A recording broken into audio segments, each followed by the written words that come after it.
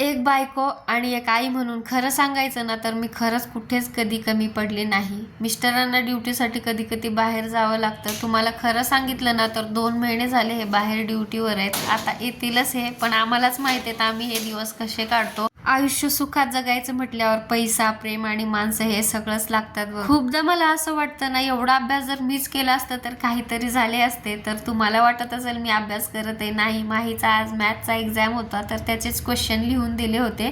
पहाटे 5लाच उठले होते, थोडंसं फ्रेश झाले आणि म्हटलं आता एक मस्त कडक चहा घ्यायचा.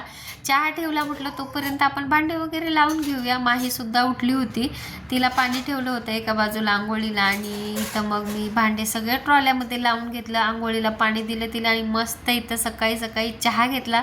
चहाशिवाय ना मला माझी सकाळ सकाळ झाल्यासारखंच वाटत नाही बघा. चहा घेतल्यानंतर दुर्वानं मला इथं मदत करत असते, सगळे भांडे वगैरे आणून देत असते. पीठ मळून घेतलं, भाजीची सुद्धा तयारी करून घेतली. आज भेंडी देणार होते माहीला, सगळं जिथल्या तिथं ठेवलं. आता मुलांसाठी आपण एवढा पैसा खर्च करतो तर थोडं तर अभ्यासाकडे पण लक्ष द्यायला पाहिजे ना. क्वेश्चन लिहून ठेवले होते तेच तिला सोडवायला दिले आणि तर स्वयंपाक आवरून घेतलं.